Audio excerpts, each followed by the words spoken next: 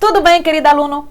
Você que está estudando para o concurso de João Pessoa, assista a aula de hoje, que é uma aula só teórica, te dando vários conceitos importantíssimos para a sua prova, principalmente pela sua banca. Vamos começar então o nosso curso de administração. Eu sei que a administração muitas vezes é um bicho-papão, mas não se preocupe. A gente vai ver tudo de uma maneira simples, objetiva, para que você possa ter uma assertividade acima de 90%. Agora sim, você precisa ter clareza de como é que o assunto é dividido. Nós temos a administração geral, que está relacionado com planejamento, organização, direção e controle. Gestão de pessoas já é outra matéria, gestão de materiais é outra, gestão de processos, gestão de projetos, gestão da qualidade. São assuntos diferentes. Possivelmente, no seu edital, vai ter um ou vai ter outro conteúdo. Mas não se preocupe, vamos ver tudo aqui de acordo com o que cai na sua prova, de acordo com a sua banca. Fechado? Pois bem, vamos aqui. O que eu vou explicar nos próximos vídeos, praticamente é o beabá da administração. Para você começar a estudar matemática e raciocínio lógico, o professor, ele já sabe que você sabe somar, subtrair, multiplicar, dividir. No caso de administração, não. Porque não necessariamente você já viu isso. Concorda? Então vejamos aqui. Me acompanhe e embaixo dessa aula aqui você vai ter um material disponível, tá? Quando a gente fala de noções básicas de administração, existem 4 conceitos que podem cair na tua prova. O primeiro é dizendo o seguinte, que a administração é uma disciplina, é uma área, é uma ciência que estuda as organizações, as empresas, e estabelece uma maneira, ferramentas, princípios que ajudam a empresa a alcançar os objetivos. E quando estou falando organização, não é necessário ser uma instituição privada, pode ser uma instituição pública, tá? Por exemplo, um TRE, uma polícia, um partido político, também são organizações. Vamos já ver os conceitos. Então, a administração pode vir como ciência, como área de estudo, como disciplina, que elabora, cria ferramentas que ajudam a empresa a alcançar seus objetivos. O segundo conceito é que a administração é o processo de tomada de decisão. É na administração que eu vou planejar quais são os recursos disponíveis, eu vou definir os objetivos, eu vou definir as metas, eu vou analisar a situação da empresa e vou estabelecer as ações, as estratégias. É na administração que eu também vou distribuir. Vou dizer, ó, João, você vai fazer isso. Ó, Pedro, você vai fazer aquilo outro. Olha, Maria, você vai fazer aquilo. Então, vou distribuir atividades, tarefas, responsabilidades. Eu também vou orientar, motivar, comunicar. Por exemplo, amanhã eu vou ter uma reunião com uma equipe de funcionários de uma empresa parceira.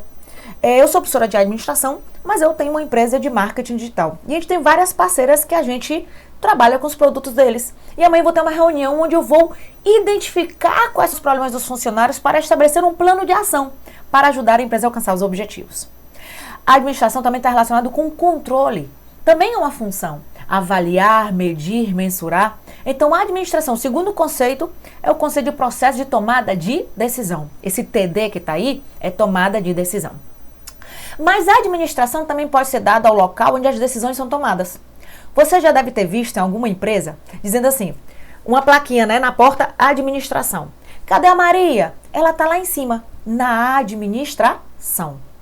Também pode ser dado ao conjunto de pessoas que tomam as decisões da empresa. O que a Maria faz na empresa? Rapaz, eu não tenho certeza, mas eu sei que ela faz parte da administração. Ela faz parte do conjunto de pessoas, dos conjuntos de dirigentes que tomam as decisões nas organizações. Então, são esses 4 conceitos que caem na sua prova, tá? Agora, o que é a administração pública? Bom, a administração pública é como a gente fala do conjunto de instituições, a máquina administrativa que faz o governo funcionar, que faz o governo tanto estadual, municipal e federal. Então, esse conjunto de instituições tomam decisões, executam, avaliam, controlam, planejam as ações do governo. Muito bem. Agora, o que são organizações? Lembra que eu falei? Bom, as organizações, ela é formada por um conjunto de pessoas, pode cair na sua prova conjunto de 2 ou mais pessoas ou conjunto de 3 ou mais pessoas. Vai depender da doutrina que a banca utilizar, ou seja, do livro. Aí você vai dizer, mas Giovana, e tal banca usa qual livro? Antigamente, quando eu comecei a dar aula para concurso, há mais de uma década, tá? A gente dizia, ó, fulano pensa assim, CESP pensa assado, OCP pensa assado, FCC pensa assado, FGV pensa assado. Hoje em dia, não.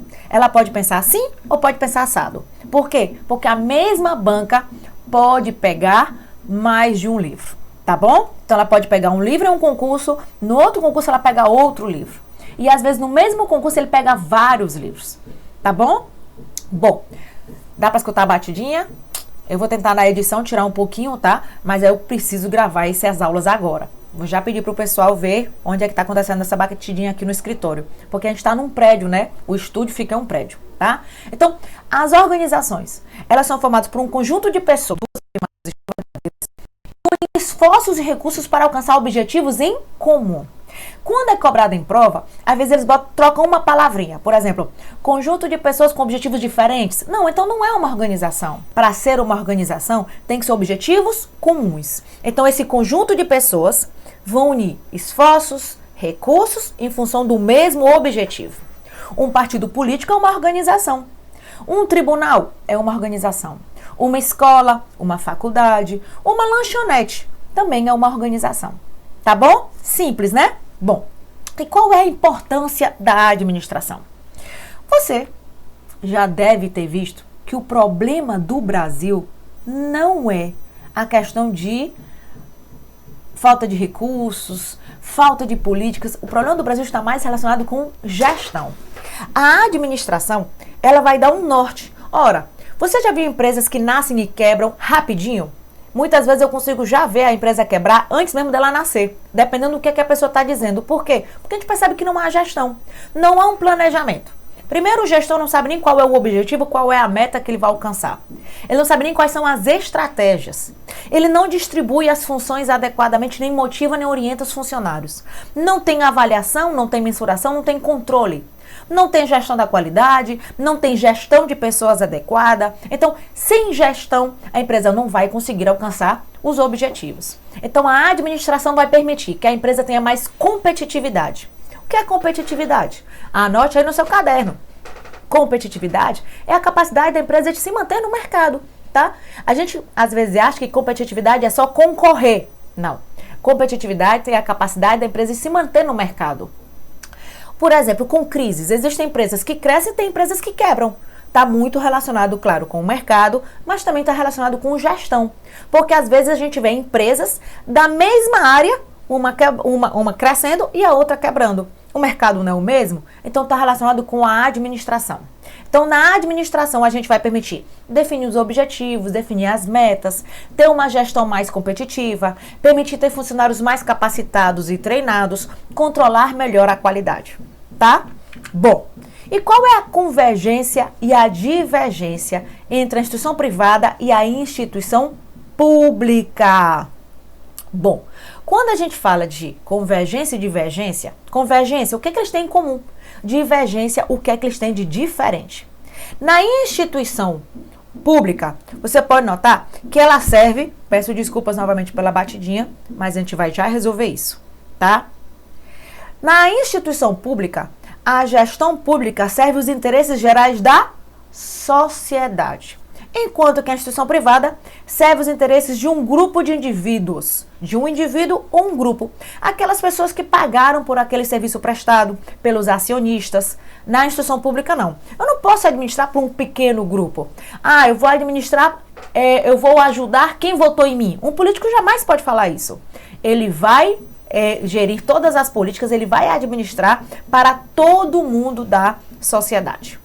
Outra coisa, na instituição pública não se visa o lucro. Já na instituição privada, sim, se visa o lucro. Agora, isso não significa que na instituição pública não possa gerar receita. Se você já estudou administração financeira orçamentária, você deve ter visto que existe algo chamado de receita patrimonial. O governo ele pode gerar receita, mas não é o seu objetivo principal, tá? Então, na essência, a instituição pública não visa o lucro. Outra coisinha. A gestão pública, tá? A gestão pública só pode fazer aquilo que a lei autoriza. Então, por exemplo, como instituição pública, eu tenho aqui um conjunto de ações e atividades que eu posso desempenhar. Então, eu só posso fazer aquilo que está especificado. Já na instituição privada, eu posso fazer tudo o que eu quiser, sempre quando não seja proibido. Outra coisinha, quando eu sou eficiente, a gente vai ver já o conceito de eficiência, quando eu sou eficiente na gestão pública, eu posso medir pela qualidade e pela intensidade pelo qual o governo realiza as suas atividades. Então, a eficiência promove a qualidade. A eficiência está relacionada com redução de custos, diminuição de desperdícios, fazer mais com menos.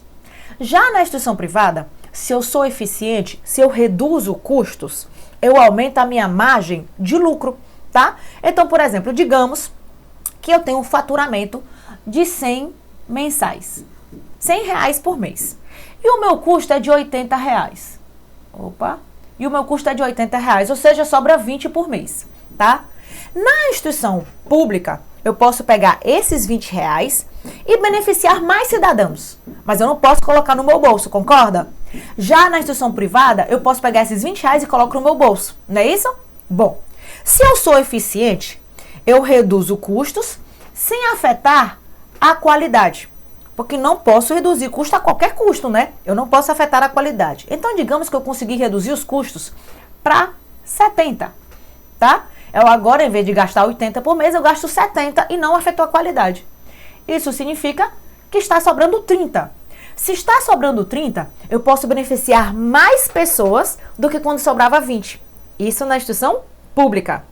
Na instituição privada, com esses 30, vai sobrar mais dinheiro para o meu bolso. Então, faça aí uma anotação. Coloca aí. Na instituição pública, a eficiência pode ser medida pela qualidade e pelo aumento de cidadãos beneficiados. Na instituição pública, a eficiência pode ser medida pela qualidade e pelo aumento de cidadãos beneficiados.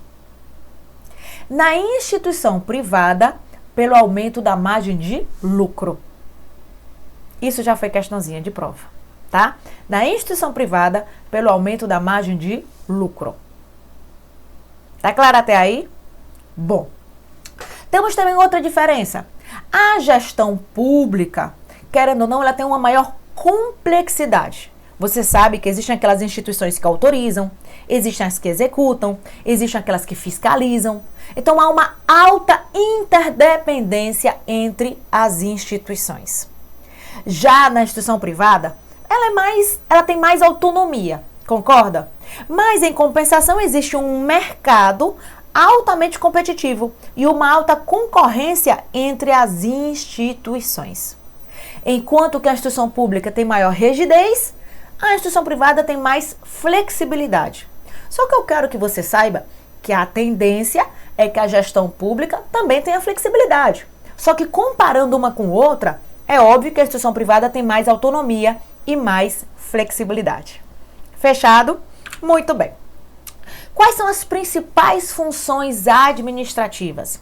Essas funções administrativas, elas podem vir também com outros nomes. Por exemplo, no seu edital, muitas vezes vem até misturado, vem assim, funções administrativas, processo administrativo, tá? Processo organizacional. Pode vir também como planejamento, organização, direção e controle. Pode vir como administração geral. Então, qualquer um desses nomes, você vai ter que estudar isso daqui. Então, processo administrativo, processo organizacional, funções administrativas, administração geral, planejamento, organização, direção e controle, tá? E é muito importante, claro que eu vou aprofundar cada função, mas é muito importante você já começar sabendo a diferença trivial. Olha só, a diferença básica, na verdade. Quando a gente fala de planejar, e eu vou preferir aqui escrever, tá? Página inicial, caixa de texto, um minutinho.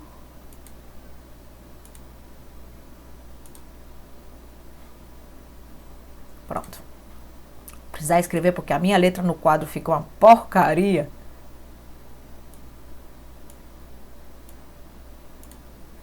Quando a gente fala de planejar, estamos falando de definir, e aqui a gente vai definir objetivos, metas, estratégias, definir missão, visão. Vamos aprofundar. Fala definir, estabelecer, programar, antecipar, reduzir a incerteza, prevenir.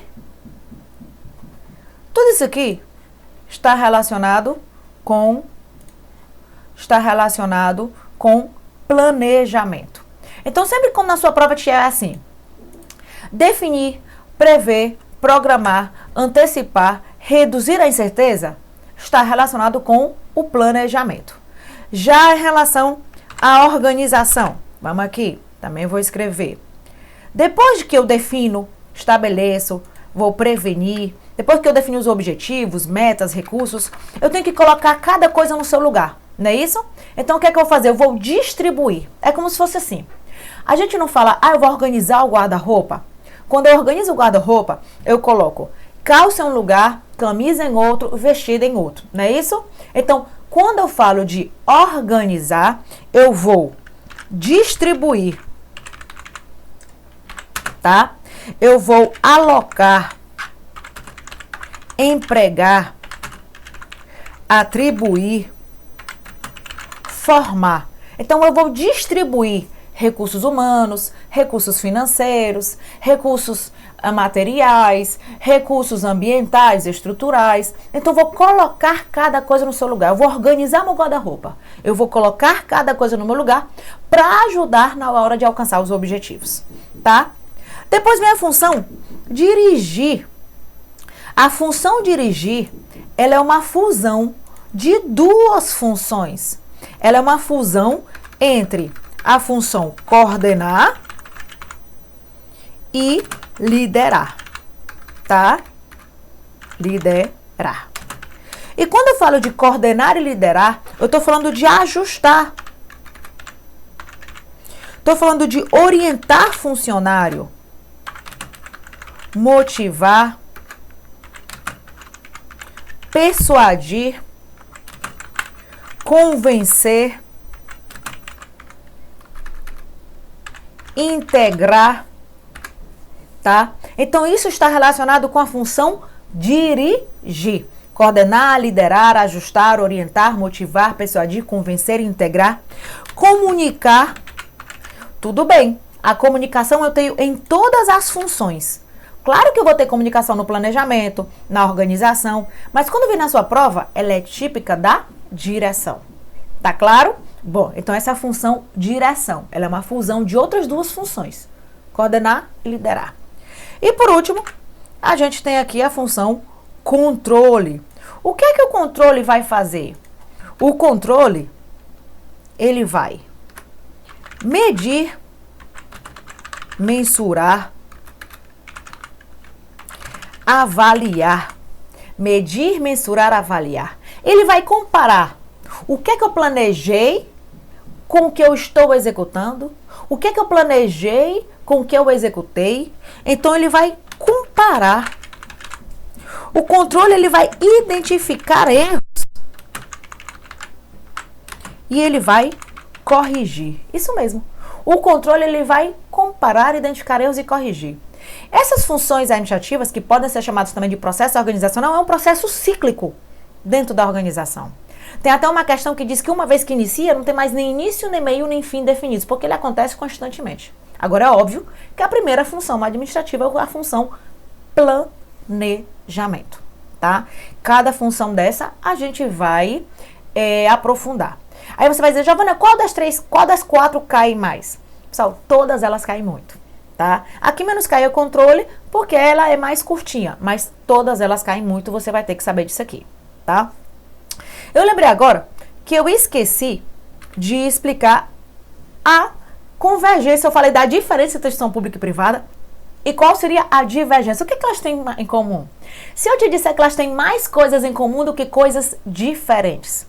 Tanto a instituição pública como a instituição privada têm objetivos, metas, têm missão, visão, valores. Uma instituição pública ela não deve existir só porque é bonitinho. Não. As duas têm um norte, as duas têm um momento para seguir. Um momento não, uma direção a seguir. Tanto a instituição pública como a instituição privada tem recursos à sua disposição. Recursos humanos, recursos financeiros, recursos estruturais, tá? As duas têm funções administrativas, planejamento, organização, direção e controle. As duas têm pessoas para motivar. As duas têm estruturas, as duas têm dinheiro, têm estoque, tá? Aí você vai dizer, Giovana, mas eu não vejo muito lógica eu estudar administração se eu vou trabalhar numa instituição pública. O problema do Brasil, povo lido, é gestão. Se o Brasil tivesse um bom planejamento, uma boa distribuição de recursos, uma boa motivação de funcionário e um bom controle, a gente não estaria onde a gente está. Por isso que está caindo cada vez mais a administração para concurso, inclusive para concursos que não eram no histórico comum, como por exemplo para cargos de polícia. Até para cargos de polícia a gente está tendo a administração, não é isso? Então, ó, preste atenção na sua vida que você precisa dominar essa matéria. Quando cai em prova, não cai em pouquíssimas questões não, tá? Muitas vezes cai até mais do que outras matérias que as pessoas acham que não são, que são até mais importantes. E não funciona assim, tá? Bom, continuando aqui. A gente vai ter, dentro da administração, papéis gerenciais. O gestor, ele tem que exercer algumas funções e atividades, tá? Tem um teórico que é muito cobrado em prova, chamado de Mintzberg. Vou colocar o nome dele aqui. Aí.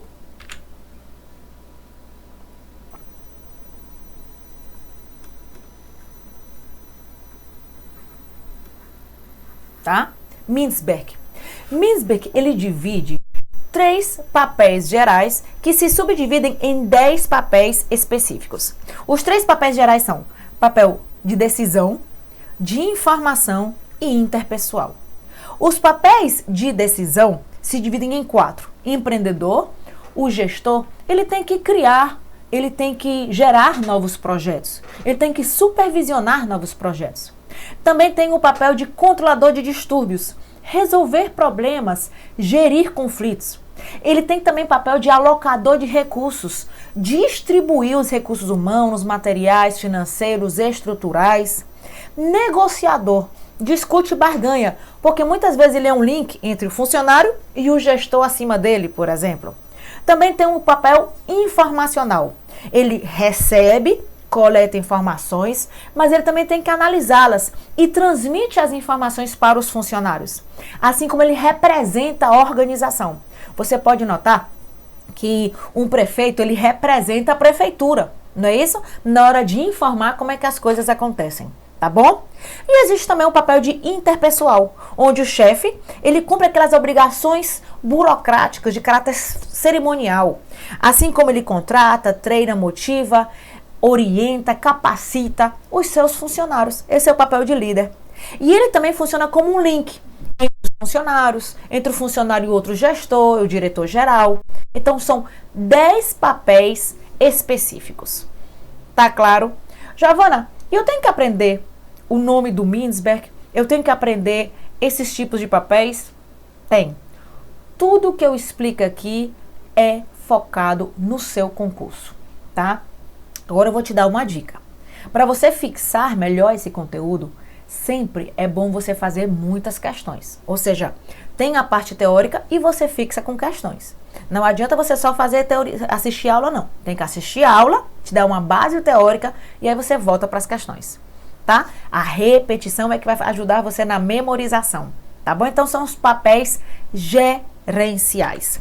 Além disso, existem as habilidades gerenciais. A maioria dos livros divide as habilidades em 3, mas eu coloquei 4 porque pode cair essa 4ª na sua prova. As habilidades gerenciais se dividem em conceituais, habilidade humana, técnica e política. A habilidade conceitual é a habilidade mais sofisticada do administrador. Está relacionada com a capacidade dele de analisar a empresa como um todo. Está relacionado com a parte de interpretar a missão, orientar os funcionários de uma maneira geral. É tão assim que quando a gente analisa uma estrutura organizacional, quando a gente analisa uma estrutura organizacional, a habilidade conceitual é mais exigida aqui em cima, no nível estratégico. Aqui no nível estratégico, foi voltar, não foi? No nível estratégico, eu vou ter diretor-geral, gerente-geral, superintendente. E esse cara é exigido mais dele a habilidade conceitual. É a habilidade mais sofisticada do administrador. Está relacionado com tanto definir como interpretar a missão, visão, valores, buscando o equilíbrio entre as variáveis externas e as variáveis internas. A habilidade conceitual ela é mais abstrata, porque está relacionado com conhecimento. A habilidade humana é saber lidar com as pessoas. A habilidade humana está relacionada com orientar os funcionários, está relacionado com motivar, capacitar, identificar as suas necessidades. Antigamente, dizia-se que os funcionários tinham que se adaptar ao gestor. Não, é o gestor que tem que adaptar à individualidade deles. É óbvio que os gestores precisam de todas as habilidades, tanto no nível estratégico, como no tático, como no operacional. Então, olha só. O diretor-geral, superintendente, que está lá no nível estratégico, ele precisa das 3 habilidades. Habilidade conceitual, técnica e humana. Só que entre as 3, ele tem que ter mais a conceitual. O tático, é óbvio que ele precisa das 3. Habilidade conceitual, técnica e humana. Só que ele vai se exigir mais habilidade humana ou um equilíbrio entre as 3. Pode cair dessa maneira na sua prova, tá? Já o operacional está relacionado mais com a atividade técnica. Ele tem que ter as 3. Habilidade conceitual, técnica e humana. Mas pode cair na sua prova que ele tem que ter mais a técnica. A técnica tem a ver com a mão na massa mesmo. Por exemplo, eu sou professora. O que é que eu tenho que saber? Didática. Se eu for coordenadora, se eu for supervisora, eu estou ocupando o cargo de nível operacional. Eu tenho que ter noção sobre a didática, eu tenho que ter noção como é que funciona um estúdio, eu tenho que ter noção como é que funciona a questão dos professores, porque eu vou estar supervisionando e coordenando eles, concorda? Então, se eu tenho uma carpintaria, se eu sou um supervisor da carpintaria, eu tenho que saber como é que funciona o corte de madeira, quais são os equipamentos. Essa é a habilidade técnica. É mais exigida no nível operacional. E a habilidade política está relacionado de saber representar os interesses de quem o líder está representando. Porque funciona assim. No nível estratégico, eu tenho diretor-geral, superintendente, gerente geral. No nível tático, gerente intermediário, gerente departamental. É aqui que eu tenho gerente de vendas, gerente de recursos humanos, gerente financeiro, gerente de estoque. E no nível operacional, supervisor e coordenador. Então, vou repetir. Quanto mais eu subo, maior habilidade conceitual é exigida. Quanto mais eu desço, maior habilidade técnica é exigida. E no meio, pode cair de 2 maneiras. Um equilíbrio entre as 3 ou mais habilidade humana. Tá claro? Jovem, em relação à habilidade política. Não, porque quem divide as habilidades gerenciais com os níveis é Robert Katz. E Robert Katz, ele só cita essas 3. Mas você tem que saber essa 4ª. Tá? Ficou claro até aí? Vamos continuar então? Bom, pode cair também na sua prova habilidades gerenciais específicas. Isso mesmo. Agora, isso aqui que eu vou explicar agora não é para você decorar. Porque não é taxativo, não é como direito, né? Em direito administrativo tem assim, tem 8 formas de provimento. Não, aqui você não tem que decorar. Você tem que ter uma base. Então, olha só. Em relação a habilidades gerenciais específicas, o gestor, ele tem que controlar o ambiente da organização, né? Então, ele tem que ter noção do que é que está acontecendo em relação ao mercado, em relação aos funcionários, fornecedores, em relação ao cliente, o consumidor, relações com os sindicatos, com o meio ambiente, com o governo. Então, ele tem que ter noção, sim, do ambiente e também dos recursos que estão à disposição. Não tem lógica um gestor não saber quantos recursos humanos tem, quanto tem de recurso financeiro, como é que está a situação financeira da empresa. Olha que eu vou te dizer uma coisa, como administradora, o que eu já vi de gestor que não tem noção nenhuma de nada, por isso que as empresas quebram, né? Além disso, outra habilidade específica é saber organizar. Lembra? Organizar, colocar cada coisa no seu lugar e coordenar. A coordenação vai ajustar. Você viu que a gente planejou, definiu objetivos, metas, definiu missão, visão. Vamos aprofundar ainda, tá? Depois disso eu vou organizar, né? Vou distribuir entre os departamentos, distribuir entre os funcionários. E aí eu tenho que ajustar, porque no meio do caminho pode acontecer um probleminha, um desvio, e aí eu tenho que ir ajustando a rota. Essa palavrinha ajustar está muito relacionado com coordenação. Bom, um gestor, também com uma habilidade gerencial específica, ele tem que coletar informações, coletar dados, interpretar, analisar para gerar informações, e essas informações serão utilizadas em decisões. Por exemplo, aqui na empresa, quando eu vou tomar uma decisão, alguém me diz, Giovana, não sei o que, espera aí, vamos analisar. Como é que está a situação atual? Onde é que a gente quer chegar? O que é que interfere de uma maneira positiva? O que é que interfere de uma maneira negativa? Para poder tomar uma decisão. É necessário também que faça uma previsão de crescimento e desenvolvimento. Algumas empresas, elas permanecem estagnadas no tempo. Por isso que a gente tem que fazer uma previsão de faturamento, de gestão de recursos, de contratação de funcionário, de definição de produtos, para que a empresa sempre cresça. Não tem lógica uma empresa ficar o tempo todo estagnada ou ter um decréscimo, concorda? Porque a expectativa é que ela tenha uma sustentabilidade. Além disso, ele tem que motivar os funcionários. E para poder motivá-los, é necessário identificar as suas necessidades e como funciona o fator de motivação. Porque a motivação é uma força propulsora do comportamento. E também vai ter que gerir conflitos.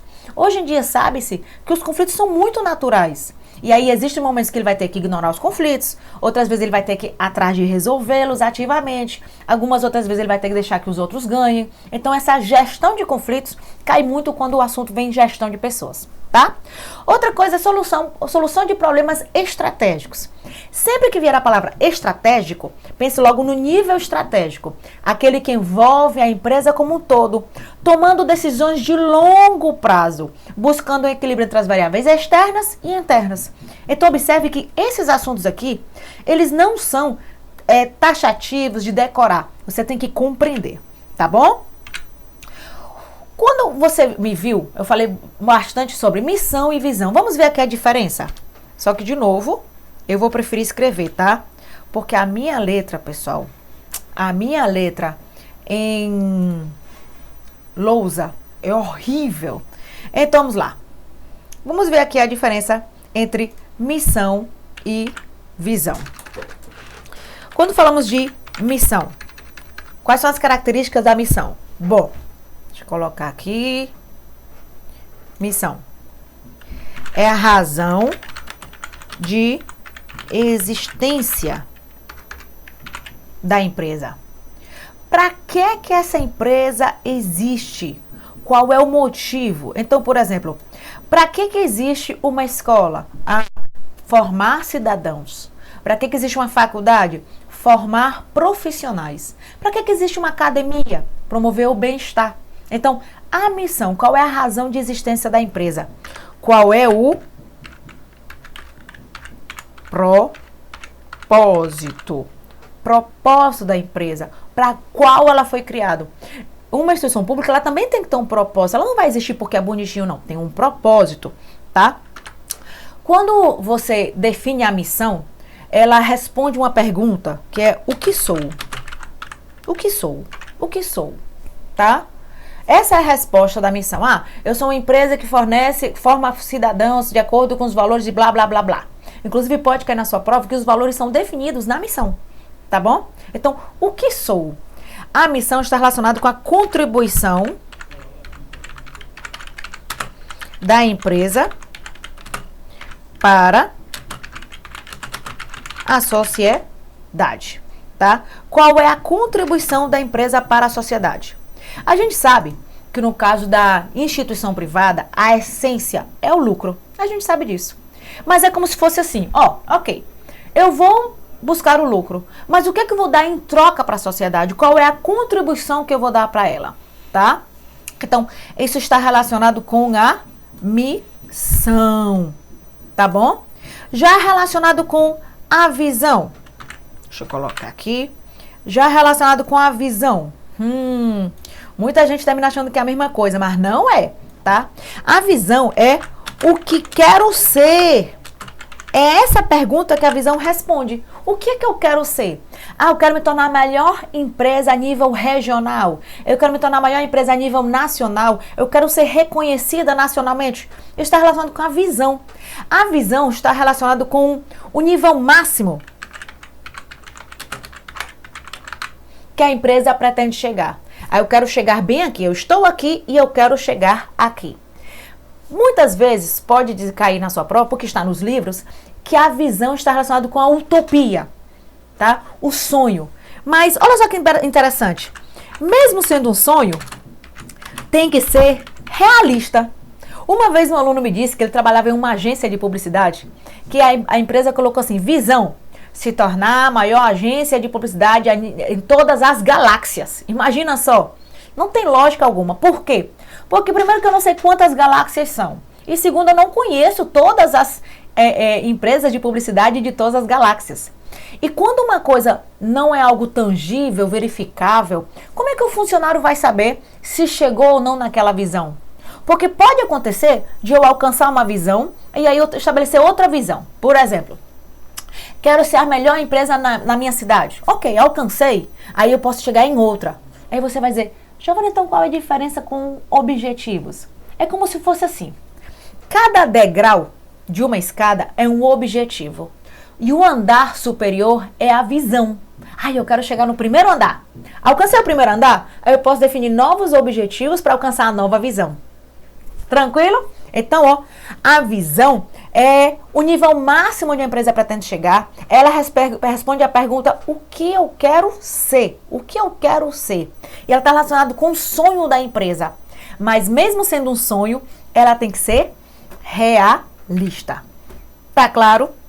Muito bem. E os princípios e os valores? Bom, os princípios e os valores estão orientados com padrões orientadores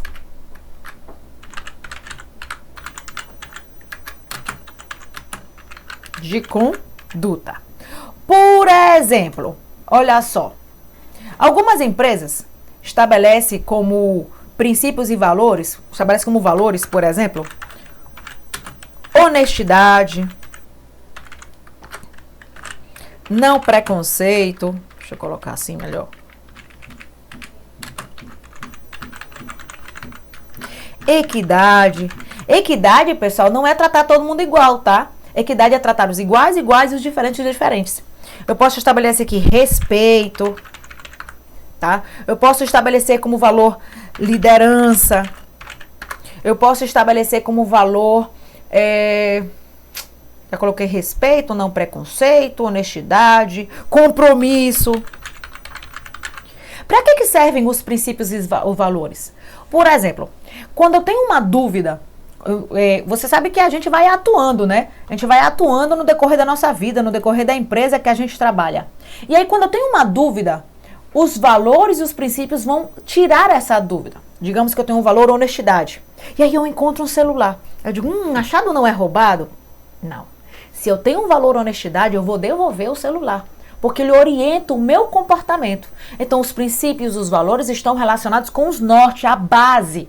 Tá? São base para o comportamento do ser humano, orientando o seu comportamento. É o que a gente faz com nossos filhos. A gente não vai orientando através de princípios e valores, então a empresa vai definindo também os seus. Tá claro? Muito bem. Continuando. E os objetivos e as metas? Vamos aqui. Primeiro vamos ver o que elas têm em comum, tá? O que os objetivos e as metas têm em comum? Primeiro, os dois, tô adorando ficar escrevendo, vou nem mentir, muito melhor, digitando, muito melhor do que escrever, tá? A minha letra é podre, a minha letra é triste, tá? Então, olha só, quando a gente fala de objetivos e metas, a gente tem que definir primeiro o que eles têm em comum. Tanto os objetivos e as metas têm que ser reais. Por quê? Por uma questão de estratégia motivacional. Se eu tenho um objetivo e ele não é possível de alcançar, eu nem me motivo. Por exemplo, digamos que eu diga para você, você tem que vender 5 milhões. E quanto é que você vende? A gente vende 1.000 por mês. Mas você tem que vender 5 milhões hoje. Olha, sem lógica. Não é um objetivo real, não é um objetivo alcançável. E quando o indivíduo tem a expectativa baixa de que não vai conseguir, ele nem tenta, ele não se esforça. Então, por uma questão de estratégia motivacional, tem que ser real, tem que ser alcançáveis, tá? Eles têm que ser reais e alcançáveis. Nós temos objetivos no curto prazo, objetivos no médio prazo e objetivos no longo prazo. Então, podemos afirmar que eles devem ter prazo. E as metas também, isso aqui é o que eles têm em comum. E como eles têm um prazo, podemos afirmar que eles são hierárquicos. Tipo, é óbvio que você quer aproveitar a sua vida, é óbvio que você quer viajar pelo mundo. Mas primeiro, você vai aprovar no concurso. Então, existe uma hierarquia entre os seus objetivos. E tanto os objetivos e as metas, eles têm que ser específicos. Eles têm que ser específicos. O que é que significa? Você não pode estabelecer como objetivo me dar bem na vida. Não, você pode ser um gigolô, você pode traficar droga para você se dar bem na vida. Não, não pode. Você tem que ser específico. Eu quero aprovar no concurso, eu quero casar, eu quero ter filho, eu quero aprender inglês, eu quero aprender francês. Tem que ser algo específico, tá? Então, isso que eles têm em comum. Agora, o que eles têm de diferente? Vamos aqui. O objetivo, tá? O objetivo, ele é qualitativo, tá? O objetivo, olha só. O objetivo, ele é qualitativo. Cadê as formas? Enquanto que a meta, ela é quantitativa.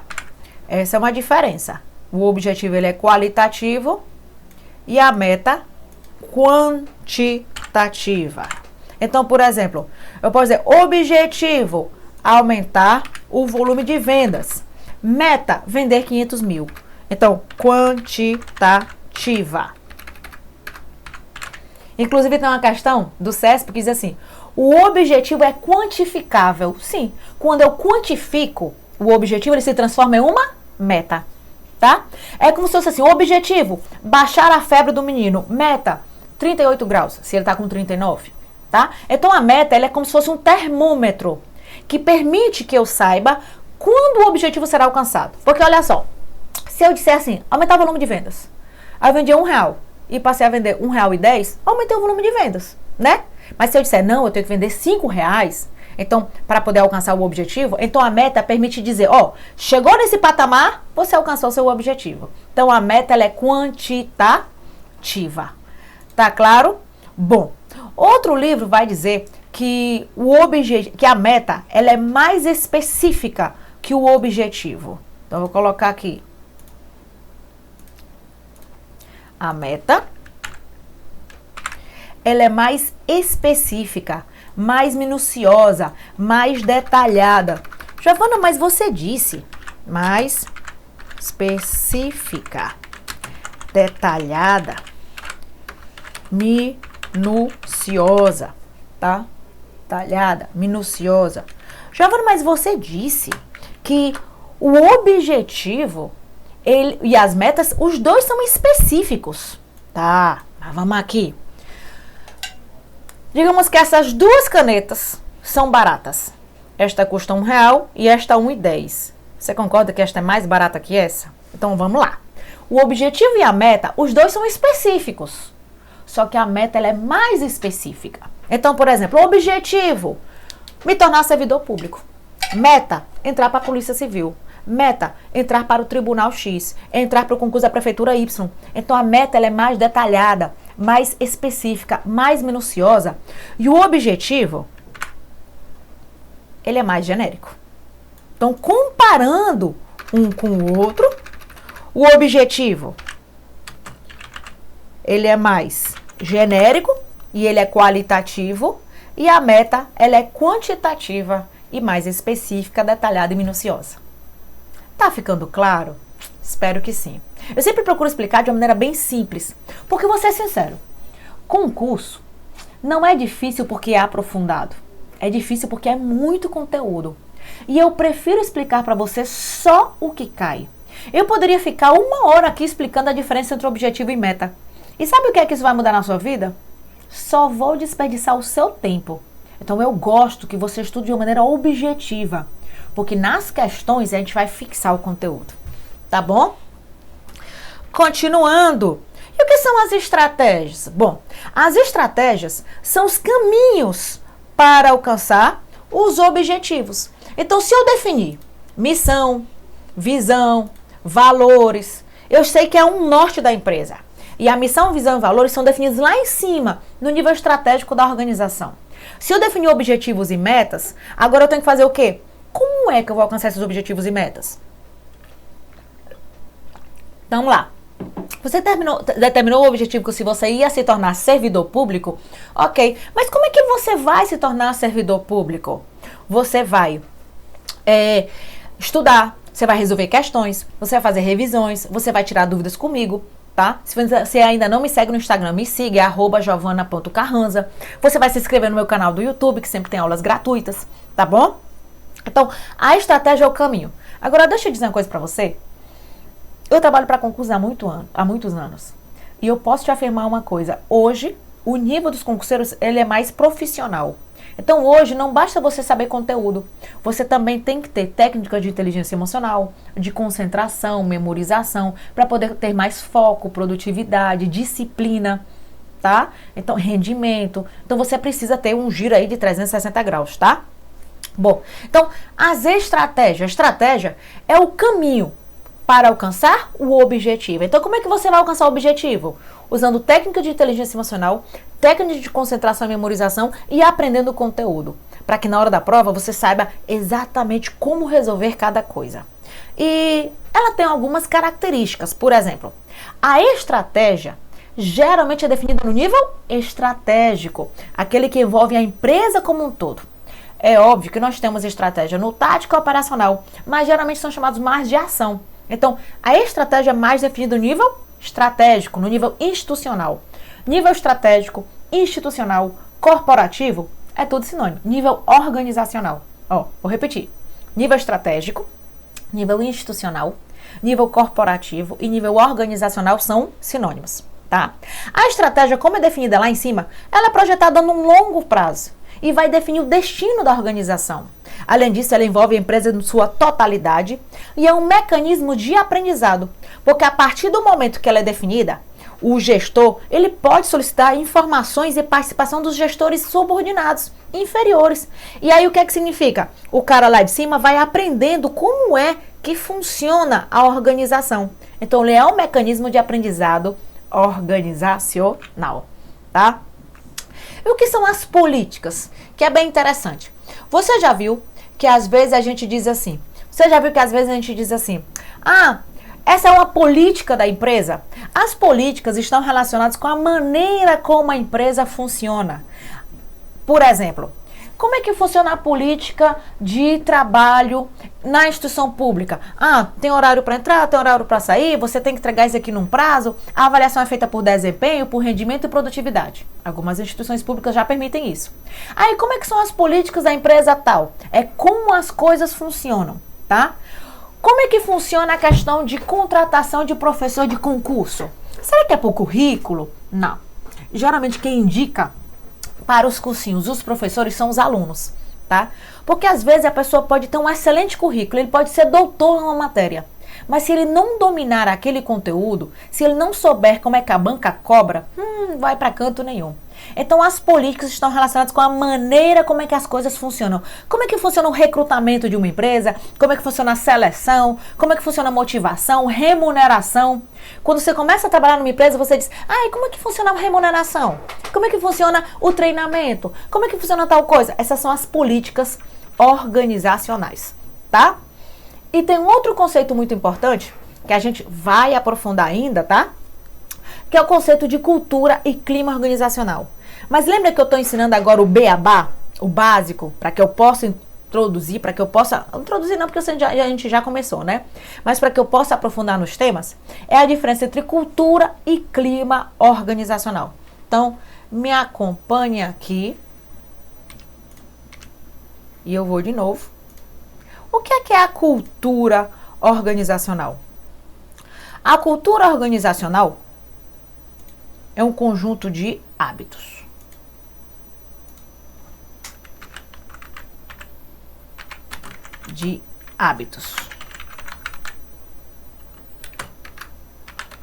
Costumes, valores. A cultura organizacional é um conjunto de hábitos, costumes, valores. A cultura organizacional, ela orienta o comportamento dos funcionários. Por exemplo, como é que você se veste na sua cidade? Depende da cultura da sua cidade. Por exemplo, eu sou de Fortaleza. Fortaleza é uma cidade de praia. Então é muito comum as pessoas andarem bem à vontade. É muito comum você ir para lugares e as pessoas estarem de chinelo, short, em sala de aula. É muito comum. Então, a maneira como a gente se veste, a maneira que a gente come, a maneira que a gente se relaciona. O brasileiro, ele é muito espontâneo, né? O brasileiro é muito de toque. Aqui no Ceará, pelo menos, é assim, deixa eu te dar um cheiro. Tá? A gente é muito de contato físico. Será que é assim no Japão? Será que você vai chegar no japonês e dizer, ei, me dá um cheiro? Tem nem perigo, tá? Me dá um cheiro que eu tô com saudade de ti? Tem nem perigo. Isso porque a cultura orienta o comportamento das pessoas. A cultura está relacionada com hábitos, costumes, aquilo que a pessoa faz no dia a dia. Em relação ao clima, a cultura, ela é mais enraizada. Ela é mais difícil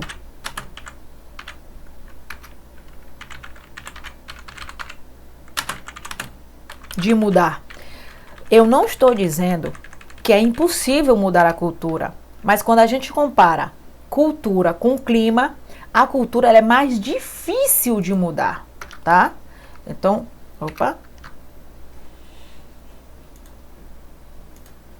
tá? Então a gente tem aqui, cultura. Já em relação ao clima, o que é que a gente pode afirmar sobre o clima? O clima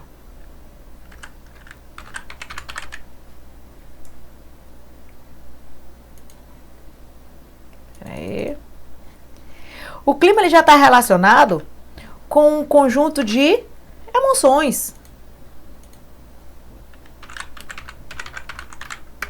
sentimentos. Ele está relacionado com o nível de satisfação. Ele é mais fácil de mudar. Ele é mais superficial. Eita, o clima tá pesado. Porque, você não viu nas eleições?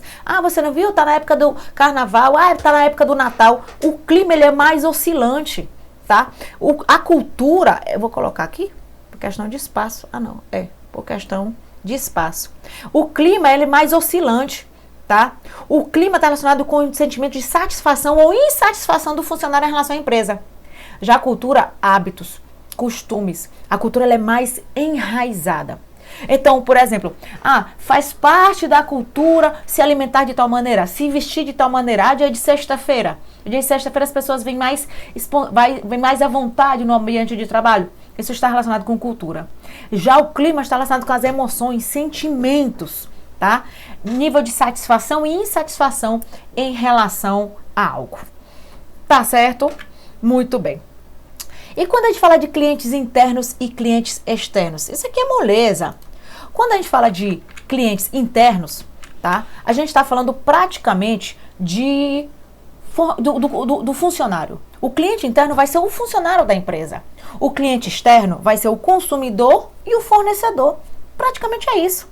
Já, mas não devo estudar por livro acadêmico? Não, estude pela apostila que está disponível com esta aula. Não tem lógica você ir para livro acadêmico. Só para você ter noção, o Chavanato fica 2,5 páginas explicando a diferença entre cliente interno e cliente externo. E é muito simples. Cliente interno, funcionário. Cliente externo, fornecedor e consumidor. Porque hoje a empresa tem que se preocupar, sim, com o funcionário, com o fornecedor, para ter boas parcerias. Porque hoje a empresa busca uma relação de ganha-ganha. Essa história que a empresa vai procurar ganhar e fazer com que a outra parte perca, não funciona. É relação de ganha-ganha, tá? Então, não precisa você ficar estudando por livros acadêmicos. Giovana, então você está dizendo que o Chavenato não presta, meu filho? Precisa de aula de interpretação, tá? Eu não falei isso. O Chavenato é muito cobrado em concurso, mas o livro dele é muito acadêmico. Hoje existem vários livros mais objetivos voltados para concurso. Mesmo a versão do livro dele voltado para concurso é acadêmica demais, viu? Pegue livros voltados para concurso e apostilas voltadas para concurso. Bom, existe ainda um modelo de gestão chamado modelo stakeholder, tá? Antigamente, o tipo de modelo que se usava dentro das organizações, para inserir, antigamente era o modelo shareholder. Assim se escreve, ó. Era o modelo shareholder. E como é que funcionava esse modelo shareholder? A empresa trabalhava em função do acionista, para dar lucro para o acionista. Só que com o aumento da competitividade, com o aumento da concorrência, a empresa começou a ter a necessidade de se preocupar com outras partes. Isso por uma questão de sustentabilidade mesmo, tá? E aí a empresa começa a se preocupar não só com os seus acionistas, como também começa a se preocupar com os funcionários, com a sociedade de uma maneira geral, com a imprensa, com outros influenciadores, parceiros, fornecedores, possíveis pessoas que sofrem algum tipo de impacto pela organização, ex-clientes, clientes atuais, concorrentes, órgãos do governo, sindicatos. Então, hoje o modelo de gestão utilizado pelas empresas é o modelo shareholder, tá? Isso por uma questão simples, por causa da necessidade de concorrência e sustentabilidade da organização, tá? Aula massa, né? Vamos ter várias e várias aulas dessa até a sua prova. E se você ainda não fez a sua matrícula para o concurso, para o curso de João Pessoa, clique no link que está na descrição aqui embaixo. As matrículas também para o ADMFlix já estão abertas. Qual a diferença do de João Pessoa para o ADMFlix? O concurso de João Pessoa, ele é específico para o concurso de João Pessoa. Tem toda a matéria de administração, que equivale a 80 pontos da sua prova, já que são 40 questões peso 2. O ADMFlix, além da matéria de João Pessoa, tem para todos os outros concursos de carreira administrativa, porque vai ter todos os conteúdos essenciais. E é uma assinatura anual que está com matrículas abertas e apenas para esta turma você vai poder se matricular fazendo a assinatura por um ano e ganha uma outra totalmente gratuita e ainda recebe um livro na sua casa. Para o curso de João Pessoa ou para a ADMFlix, os dois links estão aqui embaixo, tá? Eu aguardo você e até a próxima aula. Lembre-se de curtir e compartilhar esta aula, tá? Beijos!